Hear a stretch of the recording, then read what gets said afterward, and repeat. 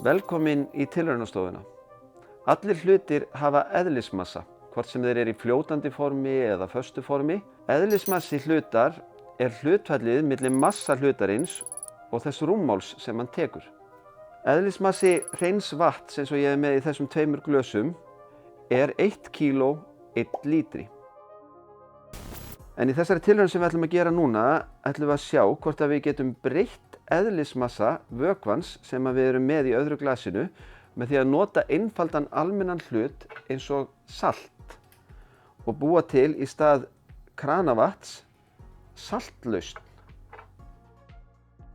Við þurfum að hinkra aðeins á meðan að saltið leysist upp.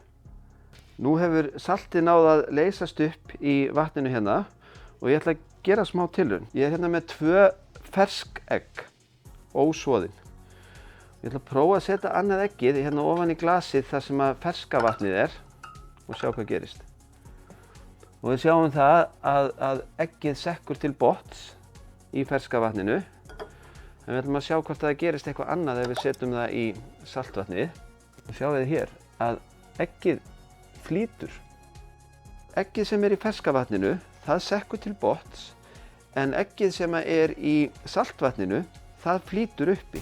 Sagan segir að Arkimedes, sem var stærðfræðingur, hafi fengið það verkefni hjá konungi að kanna hvort að kóróna sem hann lét smíða fyrir sig væri úr hreinu gulli.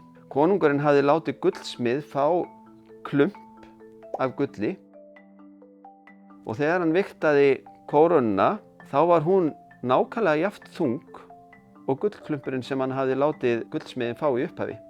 En hann efaðist samt að kórónan væri úr hreinu gulli. Hann bað Arkimedes að finna út fyrir sig hvort að hann hefði rétt fyrir sér, hvort grunur hans að gullsmiðurinn væri að svíkja hann væri á rökum reistur. Einu sinni, þegar Arkimedes var að fara í bað, þá fór hann að hugsa þyngd þess vass sem að hann ryður frá sér við það að leggjast í baðið. Vatnið sem að fer upp úr baðinu þegar hann stígur ofan í það. Og þá kom hann upp með þessa hugmynd að mæla það magn vatn sem að kórónan annars vegar ruddi frá sér og sem að klumpur af hreinu gulli hins vegar ryður frá sér sem er af sömu þyngd og kórónan. Þegar að Arkimedes framkvæmdi tilraunina þá sá hann að kórónan hrinti frá sér töluvert meira vatni heldur en gullklumpurinn, sem að þýddi að kórónan var eðlisléttari heldur en gullklumpurinn, sem að aftur þýddi að sennilega var búið að blanda gullið með einhverjum eðlisléttari málmi, eins og til dæmis silfri. Eins og þið sjáið þá hagar eggið sér öðruvísi í saltvatninu heldur en ferskavatninu. Í saltvatninu flýtur það uppi en í ferskvatninu sekkur það til botns.